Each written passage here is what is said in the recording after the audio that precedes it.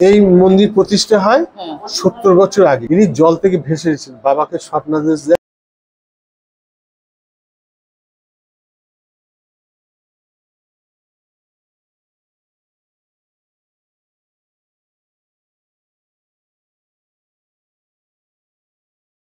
আচ্ছা বন্ধুরা, এই যে রাস্তাটা দেখছেন, এই রাস্তাটা দিয়ে সোজা যেতে হবে পাত্রপাড়ার দিকে।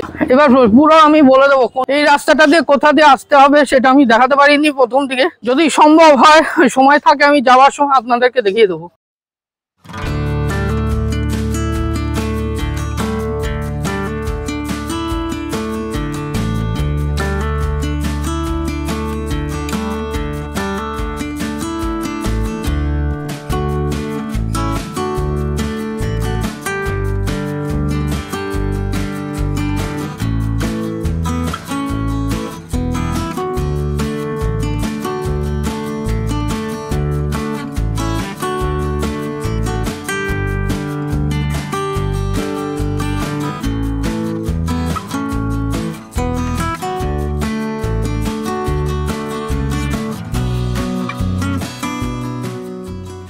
হ্যালো বন্ধুরা, এই যে সেই পাত্রপাড়ার ওই যে অনুষ্ঠানটা হচ্ছে, আপনাদেরকে ভালোভাবে দেখাচ্ছি, একবার দেখুন। ক্যামেরাটা জুম করছি, ভালো করে দেখুন। ওই যে অনুষ্ঠানটা হচ্ছে ঠিক ওই জায়গাটা। কিভাবে আসবেন আপনাদেরকে আমি বলে দিচ্ছি। এই যে গাড়িটা ঘুরছে, এটা আপনারা সাজিয়ার থেকে আসবেন, ঠিক আছে? এই রাস্তাটা পুরো সাজিয়ার দিয়ে আসছে, আর এইদিকে যে রাস্তাটা, এটা পুরো বারাসাত হৃদয়পুর হয়ে আসছে। এবার এখানে তো অটো স্ট্যান্ড আছে, ওই অটোতে নামবেন, নেবে এই যে এই রাস্তাটা দিয়ে সোজা যাবেন। একটা পুকুর আছে, এই যে সেই পুকুরটা, এই পুকুরের পাশ দিয়ে সোজা যাবেন। এবং কালী পুজোর সময় এই পুকুরে অনেক পুরো শ্রীকৃষ্ণের জন্ম কিভাবে হয়েছিল পুরো এখান দিয়ে ভালো করে সাজা লাইট দিয়ে। যদি কালী পুজোর সময় আসতে পারি তাহলে আপনাদেরকে আমি দেখাবো।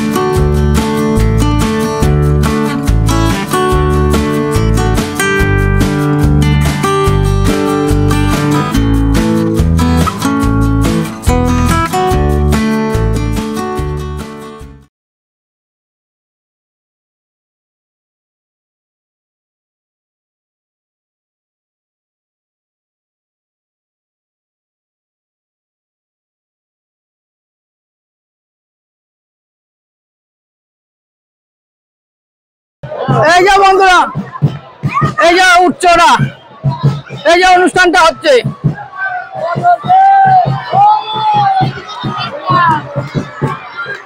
আগে যাই, দাঁড়াও দেখি।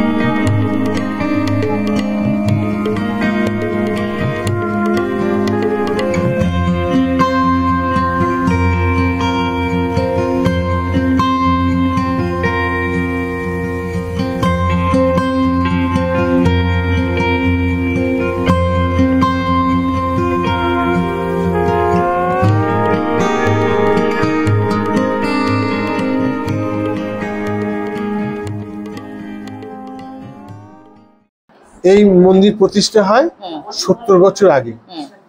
মানে এই বছর 51 বছর পড়লো। মানে এখানে যখন মন্দির হয়, ওই বসুনগর কালীবাড়ি আর এই ছিল কালীবাড়ি, সবচেয়ে প্রাচীন। আর এই কালীবাড়ি, এই প্রাচীন মন্দির হচ্ছে এটা। এই কালিমা আমরা ছিলাম পাইকপাড়া। এই যে কালিমা দেখছেন দক্ষিণেশ্বরের জাম, হ্যাঁ কশিবাতে, ইনি জল থেকে ভেসে এসেছেন, বাবাকে স্বপ্নাদেশ দেন। স্বপ্নাদেশে তারপরে অনেক, আমি শর্টকাটে শুধু বলে যাচ্ছি, তারপরে সেই বসিরহাট লাইনে ভাসিলা বলে একটা গ্রাম আছে, সেইখানে এক জলার জায়গায় সেইখানে ঠাকুর আবির্ভাব হন। তিনি মানে ডিরেকশন দিয়েছিলেন যে একটা তারা পথ দেখে নিয়ে যান, সেইভাবে গিয়ে ওখান থেকে উঠে। তারও আরো কিছু নমুনা দিয়েছিলেন, সেটা বলার সময় পাচ্ছি না। সেইখান থেকে উনি জল থেকে ভেসে আসার পর তখন ছিলাম টালা পার্কে, খেলাত বাবুলের মেলা জায়গা আছে, সেখানে বাসা হয়েছে। সকালবেলা সঙ্গে আমাদের গিয়েছিলেন আপনার বিদ্যাসাগর কলেজের প্রিন্সিপাল, ওখানকার মানে হাইকোর্টের জাজ, তার বাড়ির লোক, রেলের একটা আধিকারিক, বিশিষ্ট বিশিষ্ট লোক। আজ থেকে ধরুন 73 সালের ঘটনা, জন্মই হয়, হ্যাঁ 73 সালে। তারপরে সেই উনি যখন জল থেকে, তখন ওনার গা দিয়ে পুরো চন্দনের গন্ধ, মানে জল থেকে যখন ভেসে আসছে, বাবা ভেবেছে বোধহয় অন্য সাপটা ফেনা থেকে আসে, বাবা যা হোক আমি এটাকে ধরবো। যেই কাছে এসে ধরেছে, সঙ্গে সঙ্গে শ্বেত পাথরের মায়ের পায়ের তলায় যে শ্বেত পাথরের বাবা, উনি চলে বলছে সে জায়গা পুরো চন্দনের গন্ধ ভুর করে উঠে একেবারে। তারপরে যত মতো কাপড় নিয়ে এলো, আর মা জলার ভেতরে আগাছায় মা ছিলেন, তা ওখানে মাকে পাওয়া গেল। তখন মায়ের গায়ের রং ছিল শ্যামা, কালচে নীল রং ছিল। তারপর যত বাড়িতে এলো, বাড়িতে আসার পর সকালবেলা যেই হয়েছে, পুরো কাতারে কাতারে লোক, পাইকপাড়া ওইখানে, এখানে তো জানতাম না। তারপরে যথারীতি ওখানে সব পূজার লোকজন আসে, এইবার মায়ের ভক্তরা সব যে মায়ের মন্দির করতে। আমরা সব তখন ভক্তরা বেরিয়ে পড়লে, করার পর মা যেটাই দেখে বলে মা মুখ ঘুরিয়ে নেয়, মা মুখ। এইখানে হ্যাঁ, তারপরে এইখানে রতন নন্দী বলে একজন, তাকে স্বপ্ন দিল। সেই বা খোঁজ করে করে করে তার বাবার সাথে পরিচয় হলো। বাবা তারপরে এখানে এলেন, এসে ওই যে বট গাছটা দেখছে, তখন জনগণ কেউ ছিল না এখানে, আমরাই এসে দেখিনি। 10-15 ঘর শুধু আমরা পাত্রপাড়ার লোক ছিল। আর এখানে পুরো ধান চাষ, মাটির রাস্তা স্টেশন থেকে। তারপরে এসে জায়গাটা ছিল কচ্ছপের পিঠের মতো, এই জায়গাটা ওই বট গাছটা ওখানে, যেটা একটা পীঠস্থানের নমুনা। আর বট গাছে তো 1 ভাগ, 3 ভাগ বট গাছ ছিল, আমরা এসে 1 ভাগ দেখেছি। সমস্ত কেটে কুটে, দালালা কেটে কুটে, ডাল ফাল ভেঙে, কোনো যত্ন কেউ করতো না, ডাল ফাল ভেঙে ওইটুকু অবশিষ্ট আছে। এবার এর মধ্যে একটু ডিস্টার্ব করছি, এই যে বট গাছটা যেখানে আছে, মানে মন্দিরটা, মন্দিরের পেছনে তো বট গাছ তো। এবার আমার বেশ মনে পড়ে, ওই বট গাছের সামনের দিকে, ওখানে তো সব এখন বাড়ি হয়ে গেছে।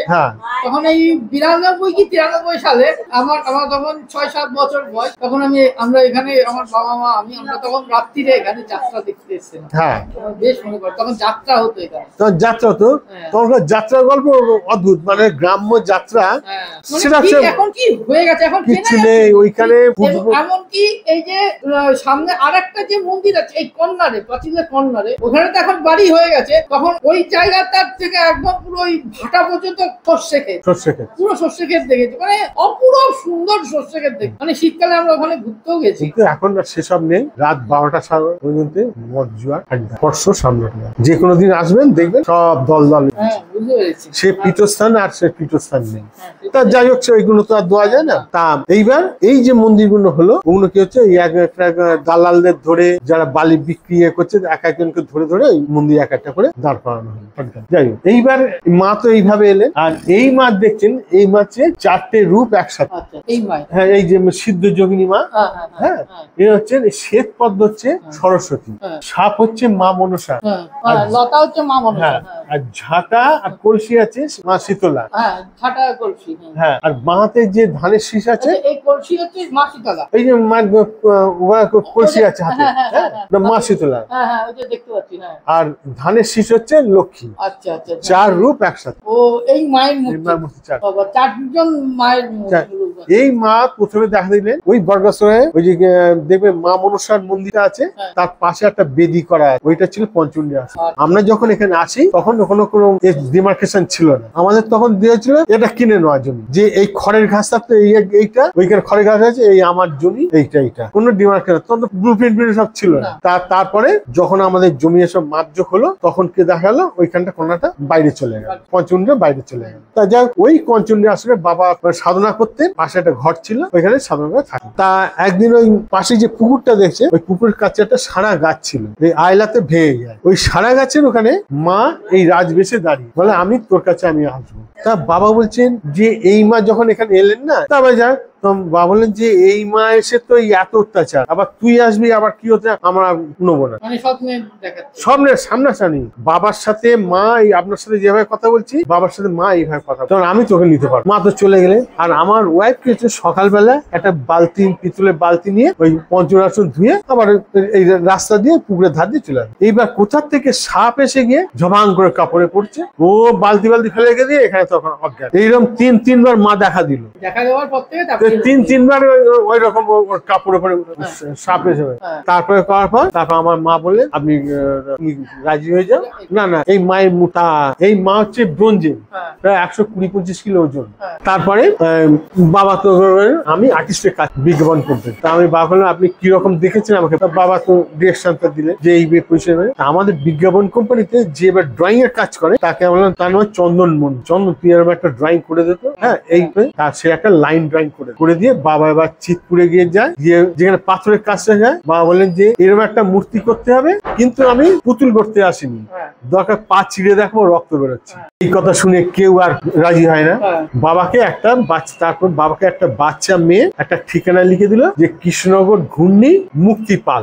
এবার যথারীতি আমরা সেখানে গেছি, তা সেখানে তো আমার যথারীতি সে আমাকে বললো, তা আমার দরদস্তুর কথা বলছি, তখন বললে বাবা শুধু আমার অনুমতি দিই কাজটা যেন করতে পারে, টাকা পয়সার কথা কিচ্ছু বললেন না। ঠিক আছে, যথারীতি টাকা হয়ে গেল। এইবার ব্রোঞ্জ ঠাকুর গড়াতে মাটির করতে হয়, তারপর ছাঁচ নিয়ে ব্রোঞ্জ ঢাল, তার অনেক রকম প্রসেস আছে। সেই করার সময় এমন দেখেছেন যে মুক্তি পাল যে ঠিকানা ছিল, ওনার ছেলের নাম হচ্ছে মৃগাঙ্কু পাল। মুক্তি পাল মারা যায়, মৃগাঙ্কু পাল ইনিও গোল্ড মেডেলিস্ট। এমন জিনিস দেখলেন বিনা পয়সা করে দেওয়া। তারপরে মানে এত ঘটনা ঘটেছিল, তারপরে যতদিন সেই তারপরে তো ওইখান থেকে এনে এই মায়ের প্রতিষ্ঠা হয়। তার ভেতরে এর মধ্যে অজস্র গল্প আছে, সেগুলো সে বেড়ে যাবে।